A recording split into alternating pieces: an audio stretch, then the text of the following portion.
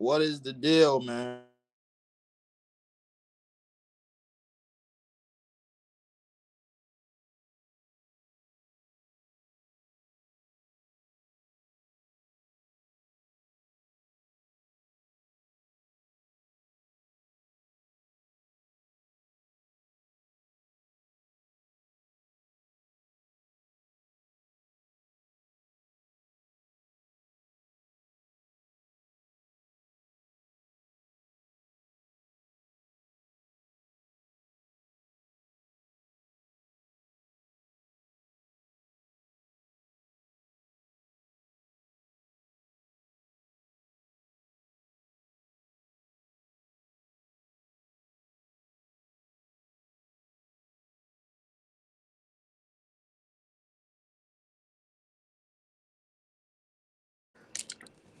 Yo, what is the deal, man?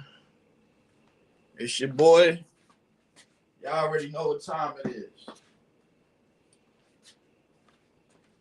So, we got a whole bunch of trade rumors that we got to get down packed and down scrap, man.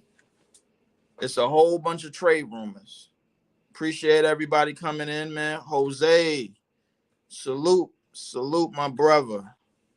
Jose, man, from Sports Talk, man. He does a lot of college football stuff.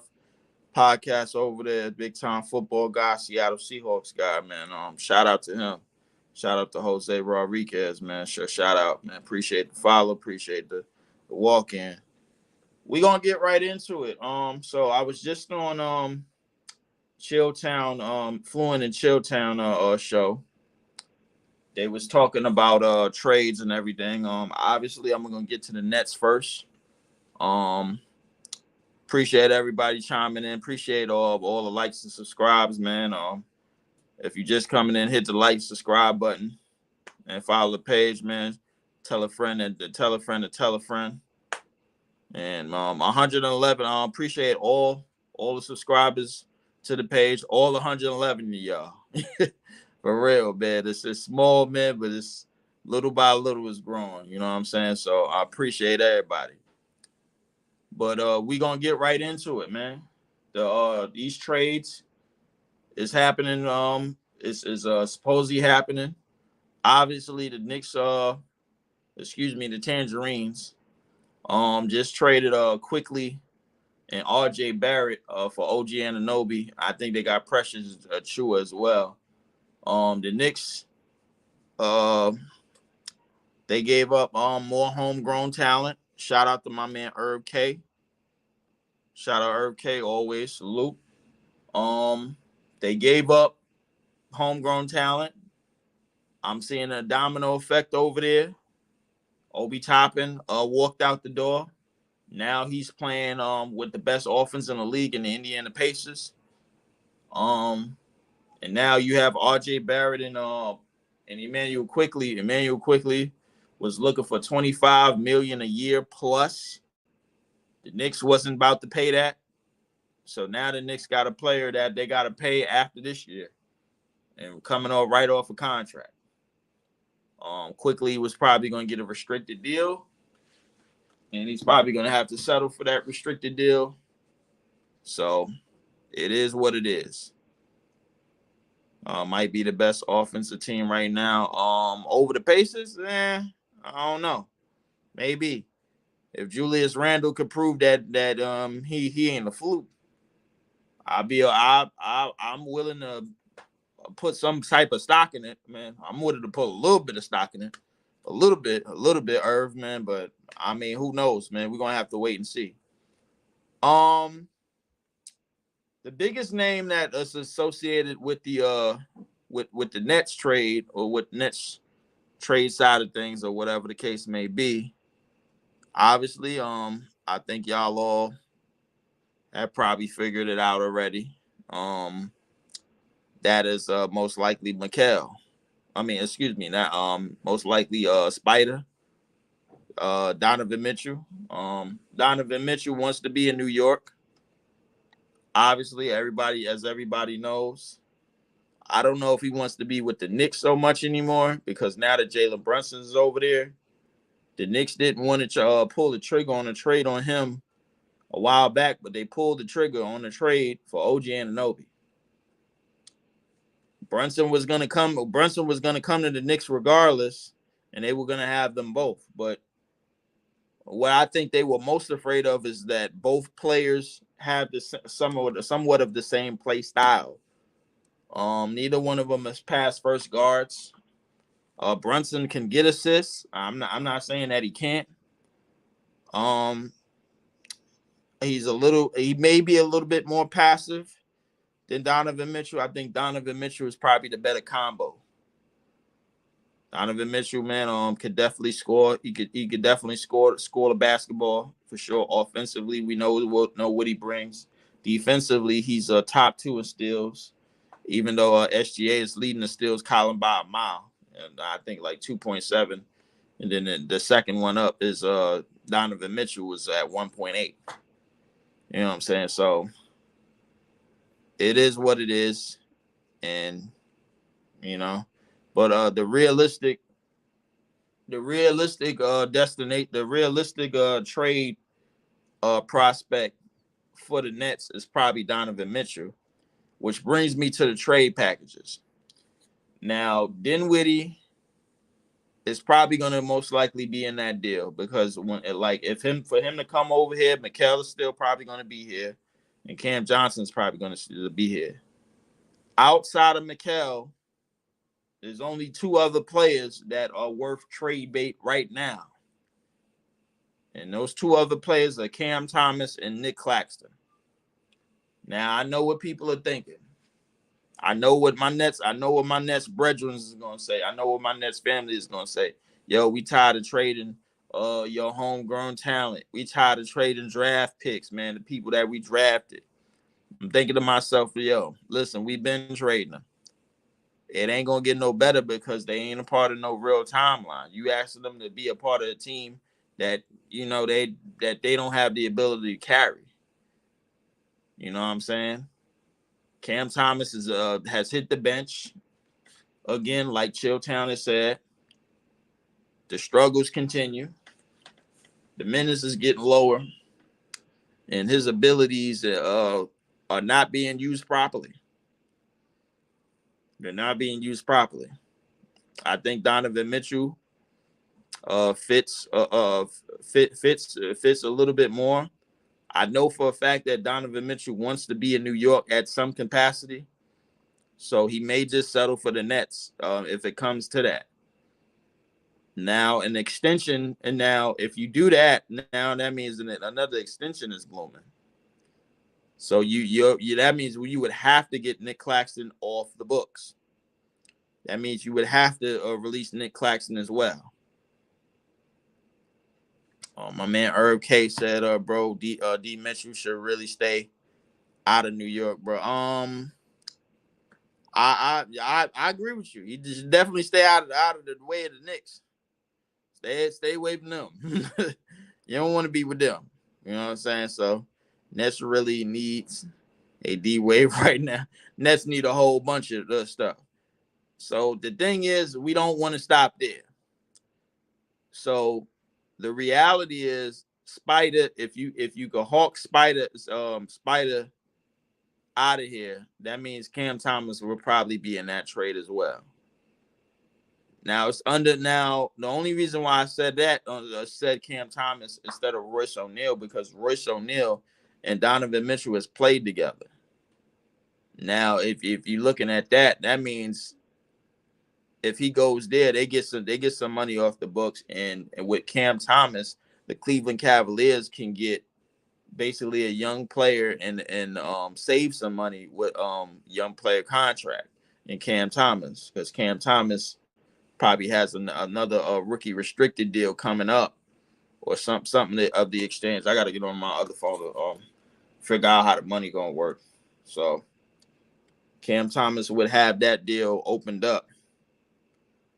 And just let me give me a second. I just need to go on some NBA salaries real quick. So the way that the NBA salaries will work is that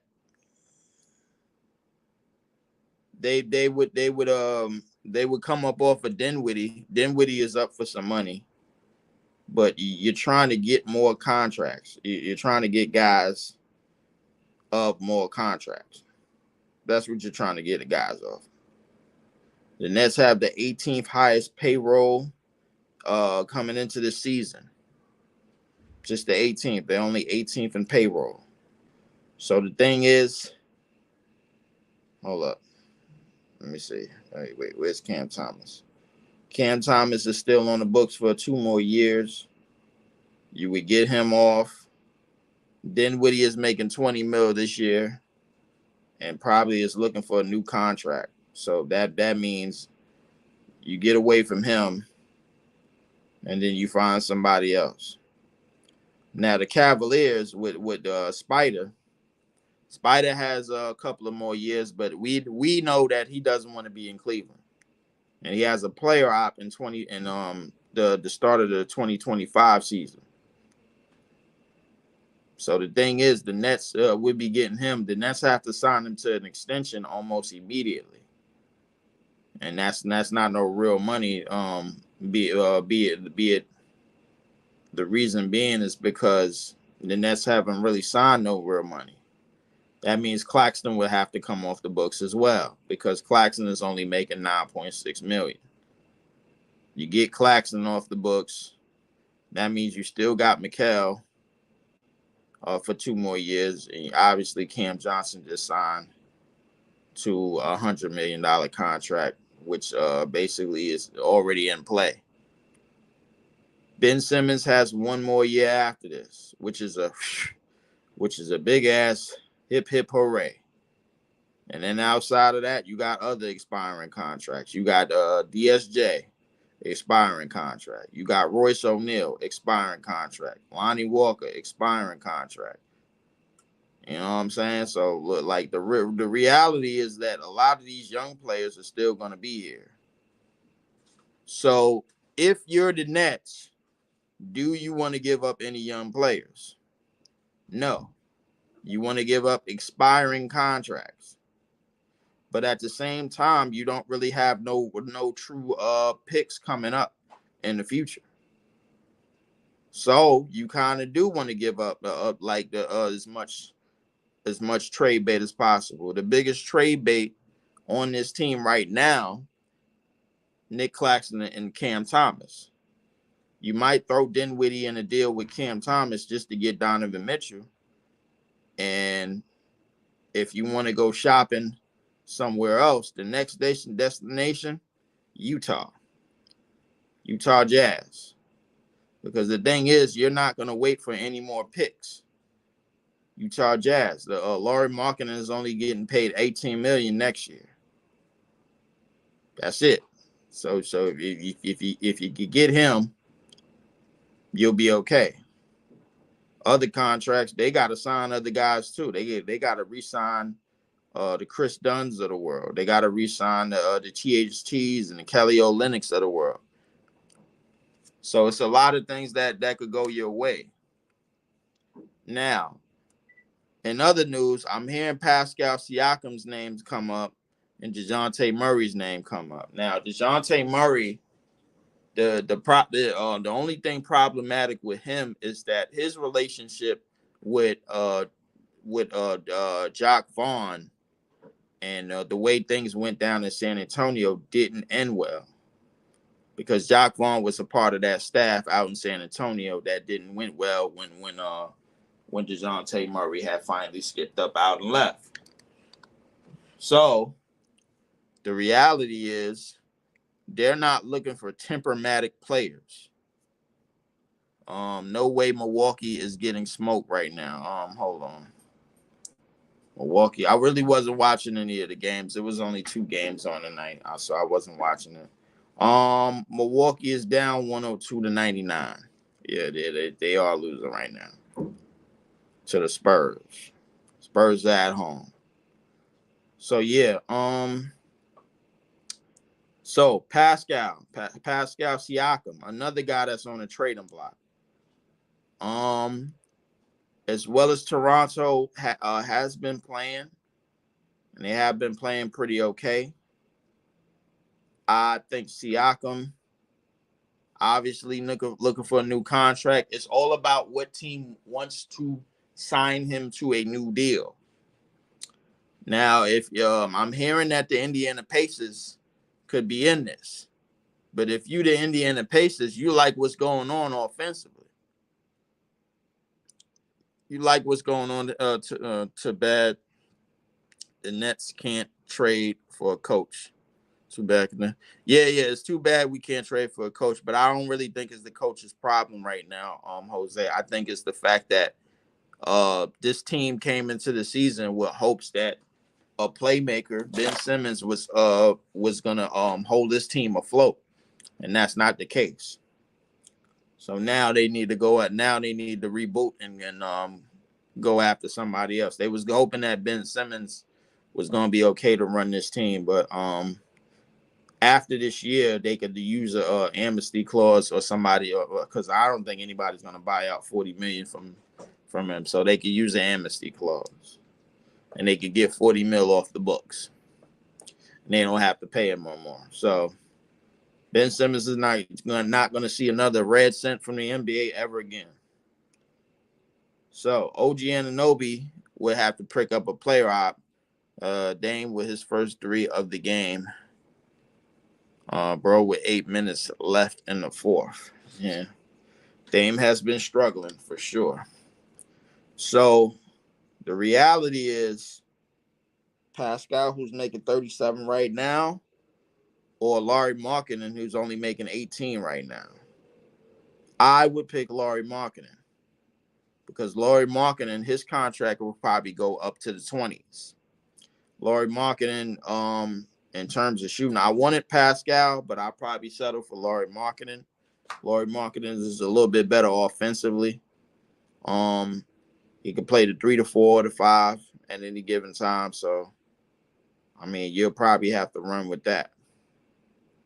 Now, filling out the rest of the team is going to be interesting because the other players that's on the trading block, DeJounte Murray, who we did talk about. Now, DeJounte Murray, he's going to still be getting paid all the way until hold on, give me a second.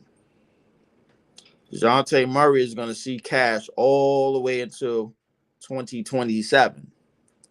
So you would probably want to pick that up. I think any team would probably want to pick that up because now this is somebody you don't have to worry about restructuring the contract. You got a contract already. Just use it. He gonna get 20 something million. The player op is 31 million. He gonna see that money. By that time, his play style is gonna be like, okay, yeah, he gonna have to take that money. You know what I'm saying? So it is what it is. So basically, now in terms of the teams that are supposed to get some of these players, I'm hearing Pascal Siakam to the Warriors. Now, I'm not 100% sold that the Warriors want to get rid of Wiggins. If they may want to package Wiggins and Kuminga for Pascal and maybe a pick or maybe a couple of picks or two. They may want to do that. Indiana, I'm hearing that they wanted to do it. I heard from on previous page with Fluent and Chill. I don't know how that will. I don't know how they would go about doing it. I think their bench is pretty great. They run a solid 10-man rotation.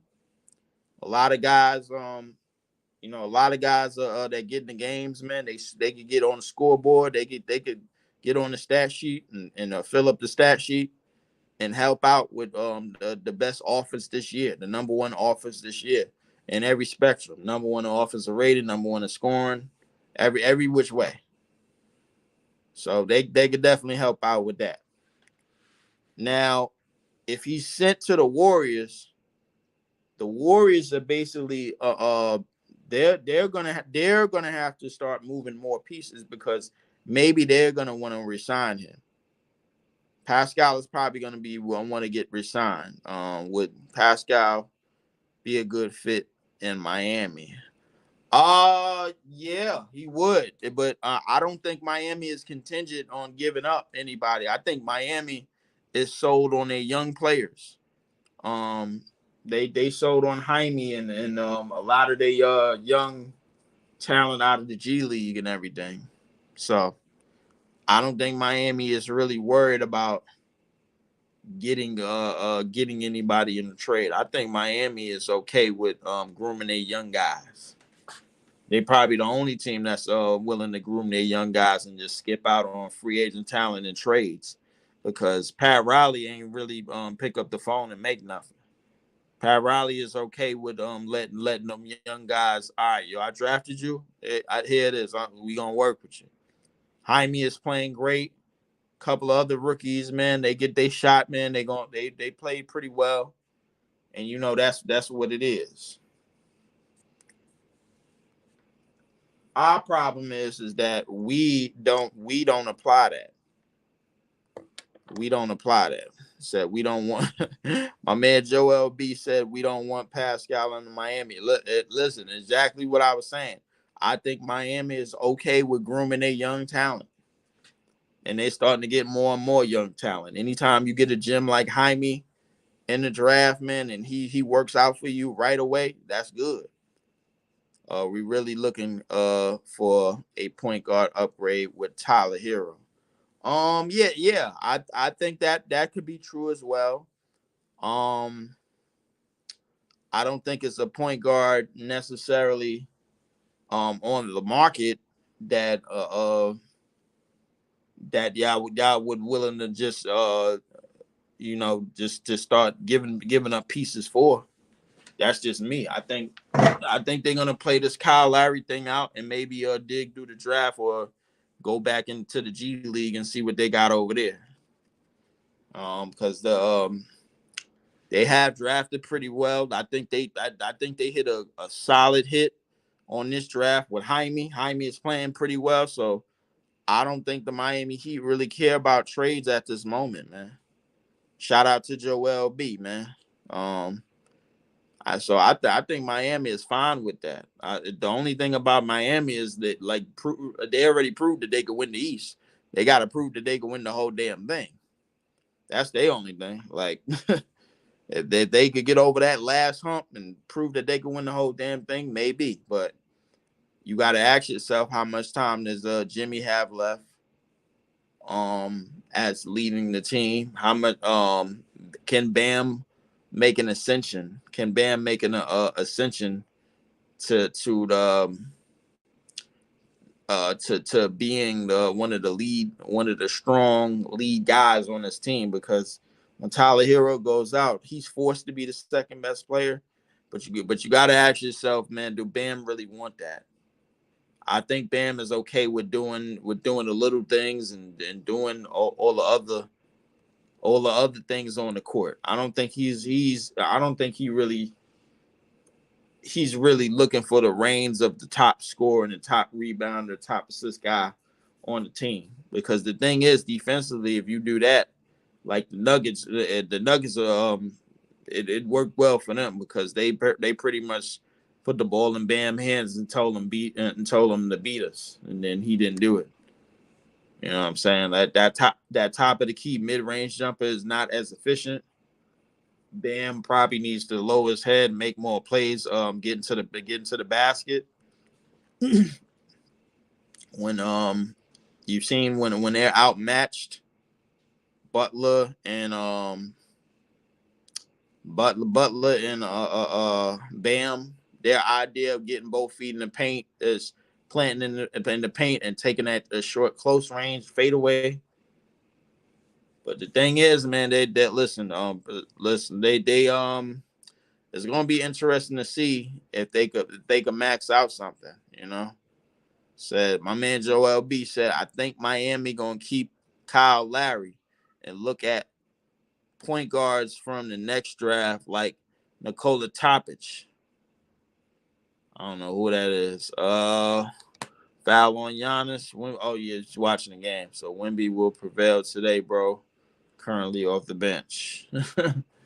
Yeah, man. But shout out to my man, the Mac man from the Mac Mizzle show. Shout out, man. Just going over some trade possibilities. Um, Obviously DeJounte Murray is a name that popped up. Donovan Mitchell popped up for us, man, for the past couple of weeks.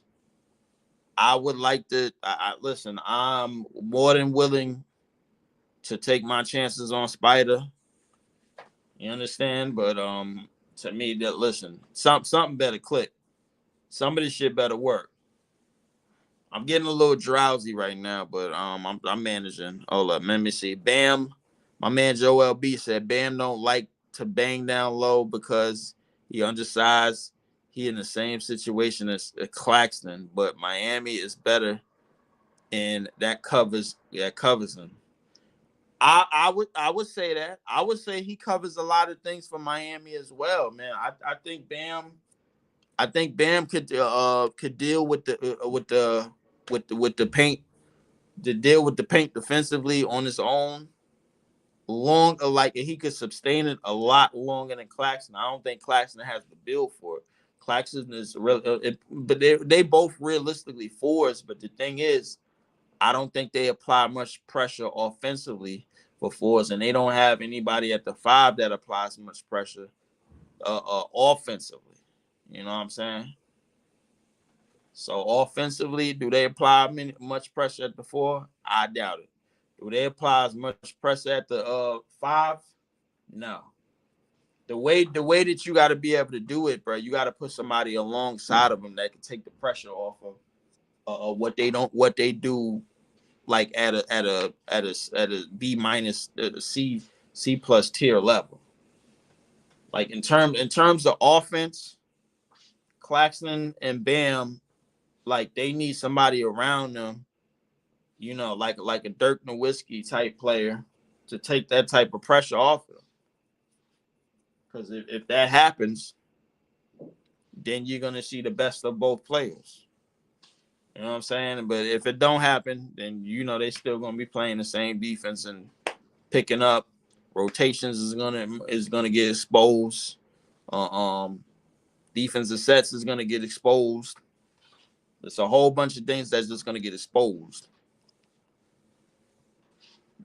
So realistically, man, it's a whole bunch of things to figure out. Spurs is actually playing Giannis the right way with Wemby on the bench, bro. And I think that's a credit to Coach Pop.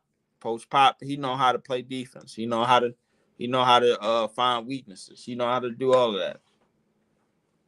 But yeah, I ain't gonna make this video too long, man. I'm getting a little drowsy here, man. But yeah, a lot of these trades is yeah. Oh, by the way, say you ever thought about getting Drummond for cheap? But here's the thing, Joel B. We had Drummond for cheap, and he left. We had Drummond for cheap, and he left, man. So remember, we had Drummond. And one of KD's the last time KD was in the playoffs and he got swept, that's when we had Drummond. So having Drummond ain't really moving the needle too much no more. Chicago is supposed to be that team that was supposed to have that wholesale, and everybody was supposed to be picking from the corpse. Chicago was supposed to be that team. Said y'all, and Mac said everybody. Yeah, LeBron had everybody too, Mac. Don't forget about that. LeBron James had everybody too. That nigga done play with like 200,000 damn players. That nigga run through players, man, like draws. So yeah, but like realistically, man, like some of these trades, the way trades is gonna work, some trades is gonna be probably straight up trades, man, between two teams. A couple of these might be 3 teams. The Larry Marketing deal, Claxton got to be in that deal. Claxton and a couple of other pieces and some picks have got to be in that deal. As far as we're concerned, I don't know another team that's trying to go after Marketing like that. I don't know if the Warriors really want him too much. I think the Warriors is more contingent on they probably contingent on Siakam a little bit more. I think Siakam probably fits what they want to do in terms of somebody that's in transition that can make some easy passes to Steph and Clay.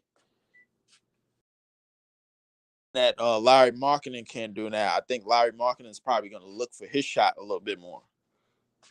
You know what I'm saying? So with Larry Marketing trying to do that, I feel like he could do that better over and on the Nets, because the Nets need that type of offense and they need as much spacing as possible. True can't lie.